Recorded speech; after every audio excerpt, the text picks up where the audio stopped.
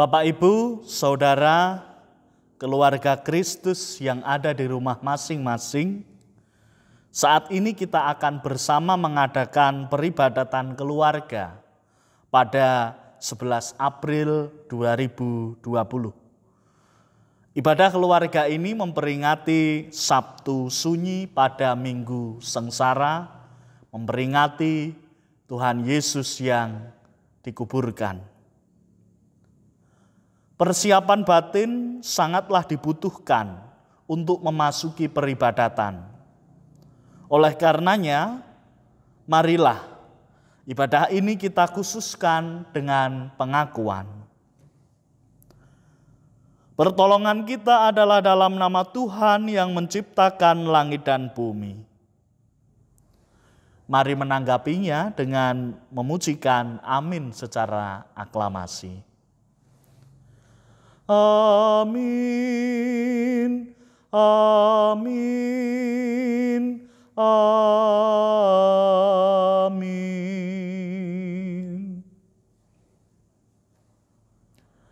Kasih karunia dan damai sejahtera dari Allah Bapa kita dan dari Tuhan Yesus Kristus menyertai kita sekalian. Hosiana, amin.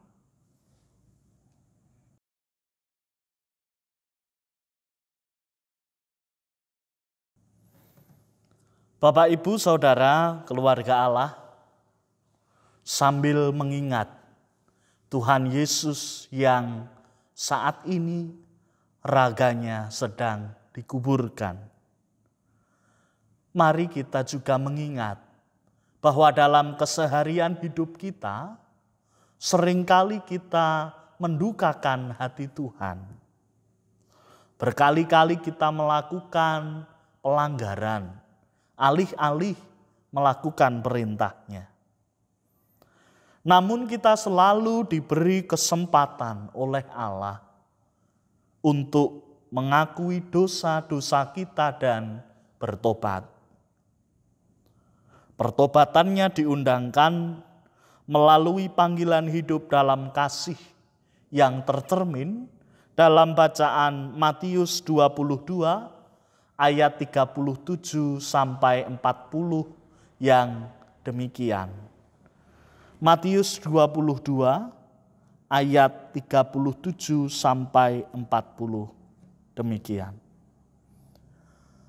Jawab Yesus kepadanya, "Kasihilah Tuhan Allahmu dengan segenap hatimu dan dengan segenap jiwamu dan dengan segenap akal budimu. Itulah hukum yang terutama dan yang pertama. Dan hukum yang kedua yang sama dengan itu ialah, kasihilah sesamamu manusia seperti dirimu sendiri. Pada kedua hukum inilah tergantung seluruh hukum Taurat dan kitab para nabi."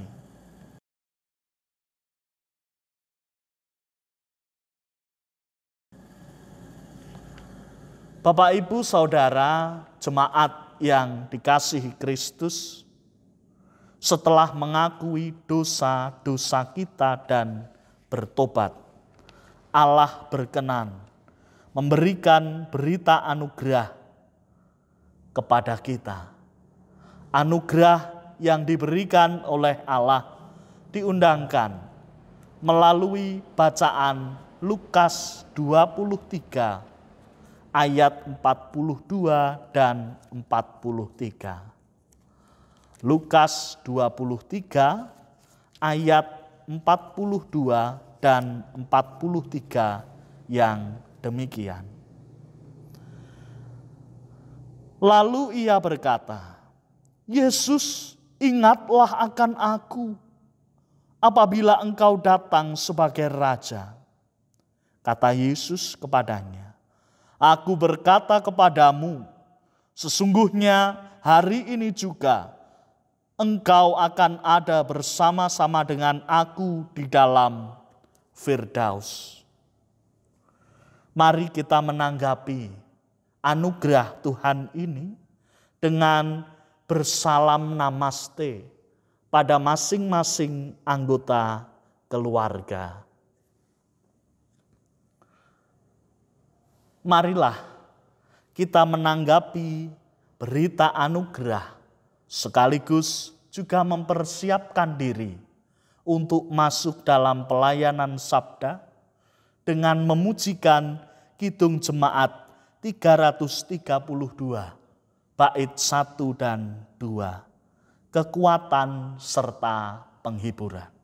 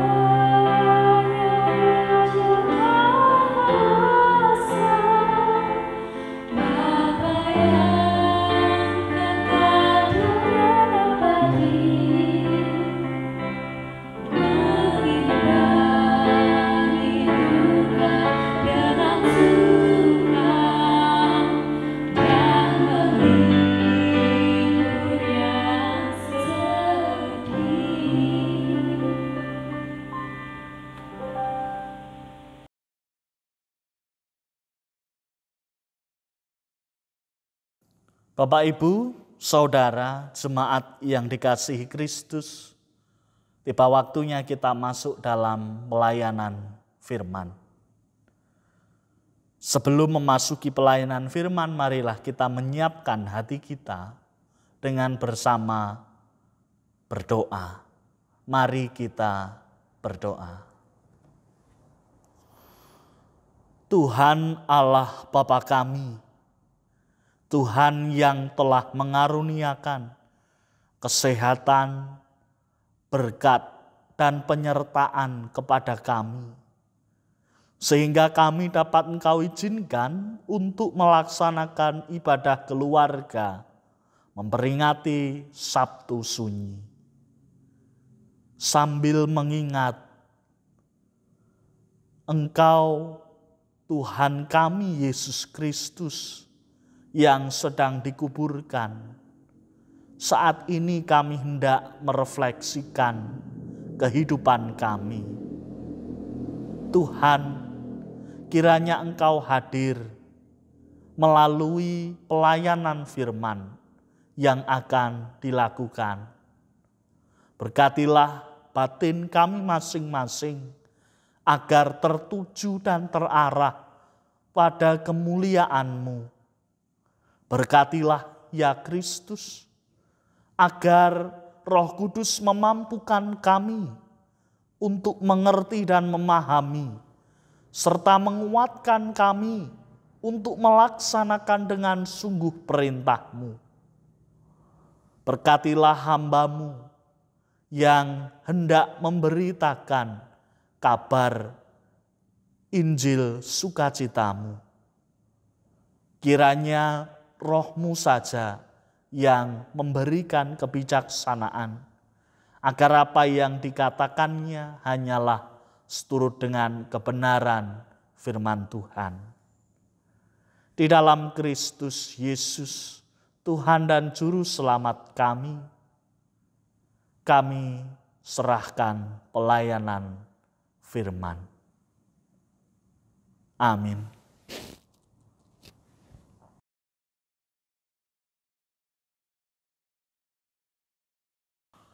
Bapak, Ibu, Saudara, jemaat yang dikasihi Kristus, bacaan Injil kali ini diambil dari kitab Injil Matius 27 ayat 57 sampai 66.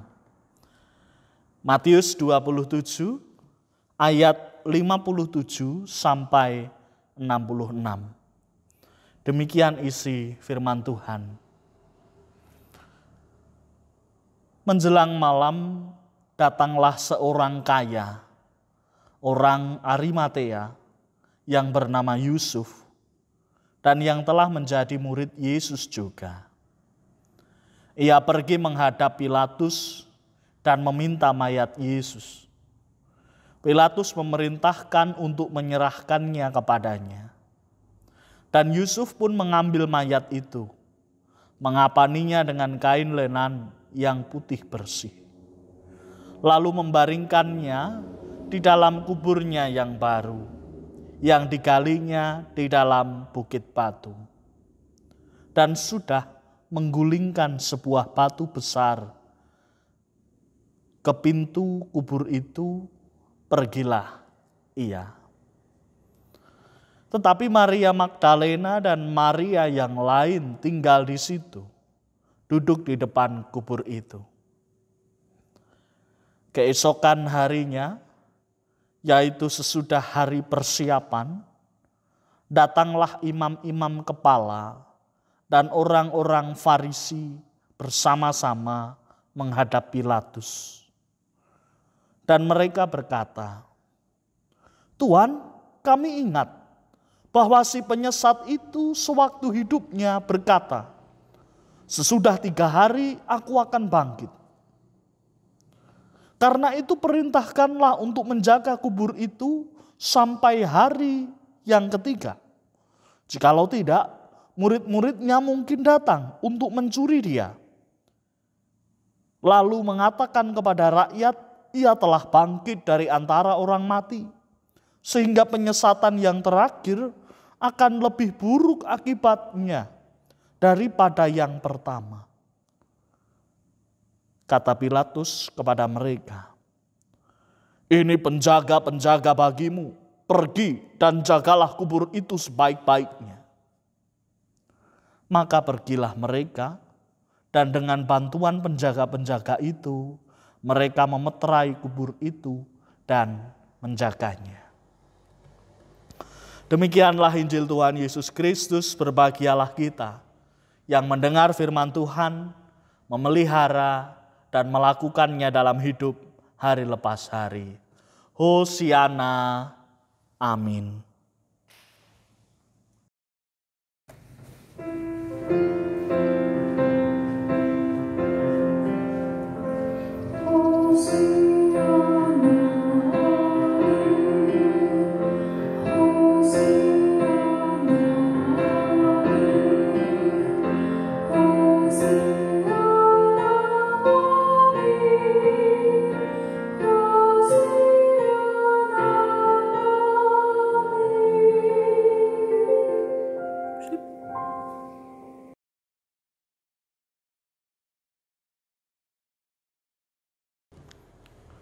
Bapak, Ibu, Saudara, jemaat yang terkasih di dalam Kristus, kiranya Allah tetap mengaruniakan kesehatan dan kekuatan pada kita dan keluarga kita, agar kita terhindar dari virus COVID-19 Corona. Bapak, Ibu, Saudara, jemaat yang terkasih, banyak orang yang takut akan kesendirian. Tapi juga ada beberapa orang yang menganggap kesendirian itu adalah sebuah hal yang indah. Kesepian itu adalah sebuah hal yang indah. Beberapa orang ini dapat secara psikologi dikategorikan sebagai orang introvert. Ya, meskipun tidak semua orang introvert itu suka dengan kesepian yang sangat-sangat sepi. Bapak, Ibu, Saudara yang terkasih, orang-orang yang mempunyai ketakutan akan sebuah kesepian secara psikologis disebut dengan orang yang memiliki horror vacui. Ketakutan akan kesendirian ini menyiksa bagi orang-orang tertentu. Meskipun bagi orang-orang lain kesendirian, kesepian adalah sebuah langkah yang menarik, langkah yang indah. Lebih baik aku sendiri daripada aku bersama-sama dengan orang lain. Apalagi jika orang-orang yang punya ketakutan akan kesendirian ini diperhadapkan dengan suasana yang terjadi belakangan ini. Di saat negara kita Indonesia dan daerah-daerah di dalamnya sedang bergumul akan virus corona. Hashtag di rumah aja atau stay at home menjadi hashtag yang populer bagi banyak orang.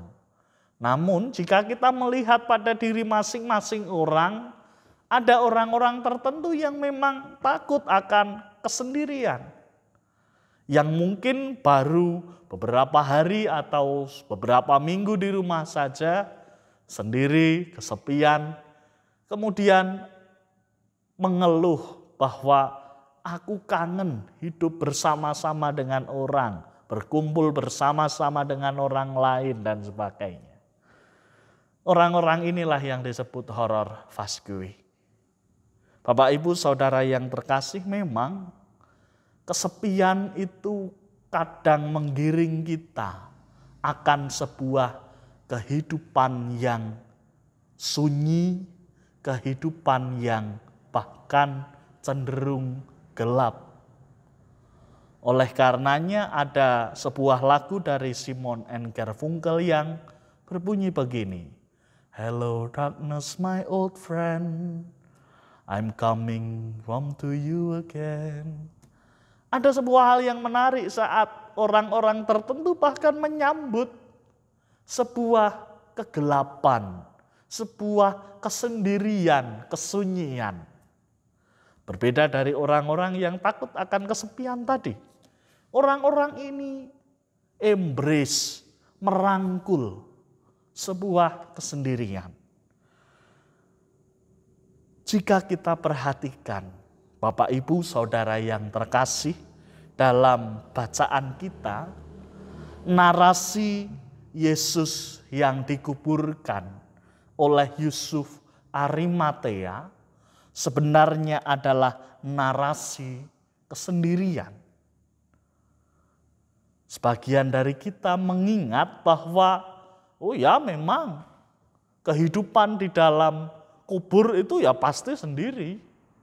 Kecuali kalau di dalam kubur itu ada banyak tumpukan jenazahnya, mungkin tidak sendiri. Bukan itu yang dirasakan dalam nuansa bacaan Matius 27 ayat 57 sampai 66 ini. Jika kita lihat, sebuah narasi pembukanya adalah narasi tentang Yusuf Arimatea. Dalam bacaan disampaikan demikian, menjelang malam datanglah seorang kaya, orang Arimatea yang bernama Yusuf dan yang telah menjadi murid Yesus juga. Cerita tentang identitas Yusuf dari Arimatea ini di Injil-Injil yang lain adalah cerita tentang kesendirian, cerita tentang kesepian. Dia mengikut Tuhan Yesus, menjadi murid Tuhan Yesus, namun tidak diberitakan dengan luar biasa sehingga dia ikut arak-arakan Tuhan Yesus dan sebagainya. Dia memilih jalan kesendirian. Apakah hal itu diperbolehkan? Jawabannya tentu diperbolehkan. Apalagi jalan kesendiriannya bukan mengarah kepada hitam kelam, kepada kekuatan-kekuatan yang negatif, menjerumuskan orang lain ke dalam kejahatan dan sebagainya. Namun Yusuf dari Arimatea ini malah memakai kesendiriannya untuk melayani Tuhan Yesus dengan cara merangkul tubuhnya, merangkul jenazahnya, dan menguburkannya di kuburan yang dibangunnya, kuburan yang baru, yang pada masa itu kuburannya bukan seperti kuburan saat ini, namun kuburannya adalah kuburan di gua dan ditutup dengan batu besar. Sungguh sebuah hal yang indah saat sebuah kesendirian itu diawali sebagai sebuah hal yang menyejukkan dan diakhiri sebagai sebuah hal yang menguatkan. Bapak, Ibu, Saudara jemaat yang dikasihi Kristus, tentu dalam kesendiriannya Yusuf Arimatea tidak tinggal diam. Ada perbedaan yang besar antara sendiri, sepi, dan diam. Kesendirian dan kesepian ini tidak membuat seorang Yusuf Arimatea diam, namun imannya terus terasah. Buktinya adalah dia mampu menghadap seorang pembesar seperti Pontius Pilatus dan meminta mayat Yesus. Betapa berani langkah si Yusuf dari Arimatea ini. Seorang yang berada dalam kesendirian mengikut Kristus, namun mempunyai keberanian dalam mengungkapkan imannya. Bapak, Ibu, Saudara yang terkasih, inilah bukti kelayakan Yusuf dari Arimatea menjadi murid Kristus. Kesendirian dan kesepiannya membuat dia mengolah batinnya. Layakkah aku meminta mayat Yesus? Layakkah aku menghadap Pontius Pilatus? Layakkah aku menunjukkan imanku di depan Pontius Pilatus? Layakkah aku untuk menguburkan Kristus? Kehidupan yang kesepian, ada dalam kesendirian, kehidupan iman ini tidak menghalangi pertanyaan-pertanyaan iman Yusuf dari Arimatea. Lalu mari kita mencoba mengambil sikap Yusuf Arimatea ini dalam cara pandang kehidupan kita. Mengambil kacamata Yusuf Arimatea ini untuk melihat dalam kehidupan kita. Bapak, Ibu, Saudara, jemaat yang terkasih, adakah dalam kesendirian, kesepian ini selama masa isolasi diri ini, selama masa physical distancing ini, kita menggali iman kita betul-betul. Kita tetap bertanya akan iman kita. Kita tetap menggumulkan kehidupan kita. Adakah itu kita lakukan? Seperti yang dilakukan oleh Yusuf dari Arimatea. Sehingga dia mampu pada akhirnya menemui Pilatus, meminta mayat Yesus dan menguburkan Tuhan Yesus. Atau apakah kehidupan iman kita selama di rumah aja ini adalah kehidupan yang stagnan, yang hanya yang penting kan dapat libur, yang penting kan bisa istirahat. Adakah kita tetap menggumulkan iman kita dan kemudian mempersaksikan bahwa kehidupan iman kita adalah kehidupan iman yang hidup? Adakah kita seperti lagu Simon Garfunkel tadi, mengembrace, menerima sebuah darkness, sebuah kegelapan untuk merenungkan iman kita dari kegelapan, dari kesendirian, beralih kepada terang, beralih kepada hidup bersama sebagai sebuah persekutuan. Tentu itulah yang diharapkan. Pertanyaan-pertanyaan iman, sudahkah kita layak untuk melakukan kebaikan? Sudahkah kita layak untuk menerima kebaikan orang lain? Sudahkah kita layak untuk menerima berkat dari Tuhan? Seharusnya ditanyakan pada masa-masa kesepian ini, pada masa-masa sosial atau physical distancing ini. Mari mengembrace iman kita, menerima iman kita dengan pergumulan-pergumulan yang selalu kita hadirkan dalam hidup kita. Marilah bersama kita menanyakan, layakkah kita menerima tubuh Kristus? Layakkah kita melihat penguburan Tuhan Yesus?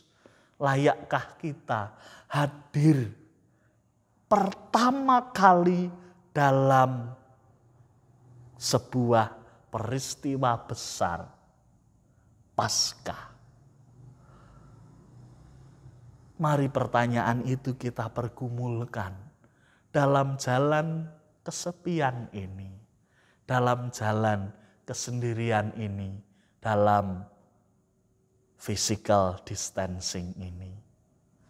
Selamat menghidupi kelayakan kita kepada Tuhan dengan tetap jernih memandang dan menggumulkan iman. Tuhan beserta kita. Amin. Saat teduh bagi kita merenungkan firman Tuhan.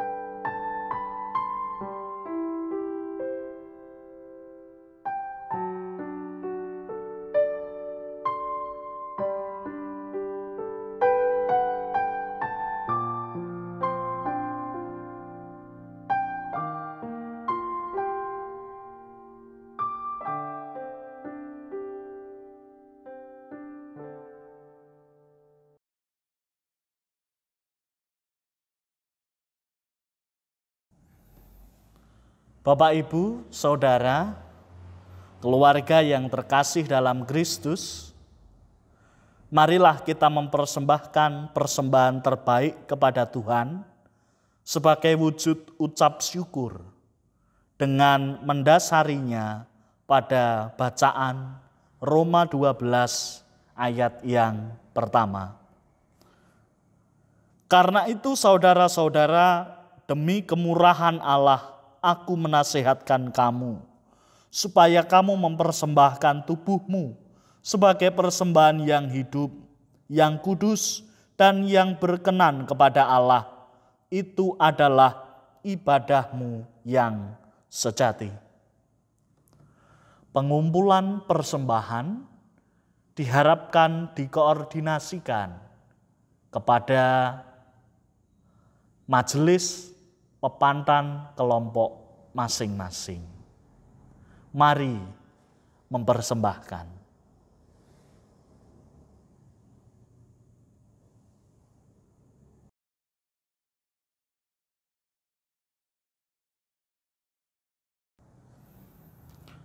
Jemaat yang dikasihi Kristus, marilah kita menyerahkan, menghaturkan persembahan kita kepada Tuhan dengan bersama berdoa. Mari berdoa. Sembari kami merefleksikan kelayakan kami di hadapan-Mu Tuhan, kami mempersembahkan sedikit dari berkat yang tercurah kepada kami. Kami bersyukur bahwa Engkau senantiasa mengasihi kami dengan kesehatan dan kekuatan, sehingga kami dan keluarga kami, jemaat-Mu di GKJ Wonogiri Utara, terhindar dari virus corona COVID-19. Tuhan Allah Bapa kami, berkatilah ya Tuhan apa yang kami haturkan pada saat ini.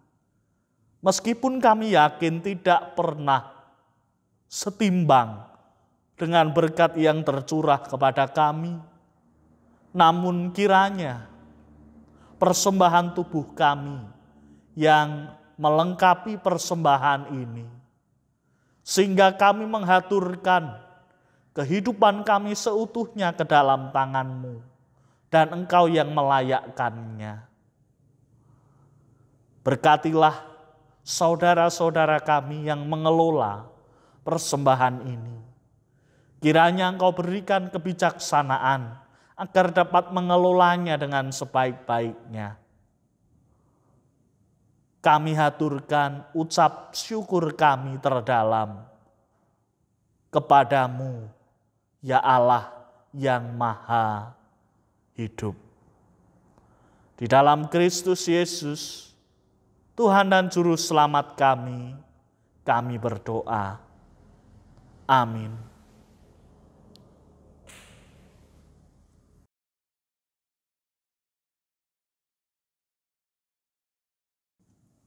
Bapak, Ibu, Saudara, jemaat yang dikasihi Kristus, ibadah keluarga memperingati Sabtu Sunyi, saat di mana Tuhan Yesus dikuburkan telah selesai.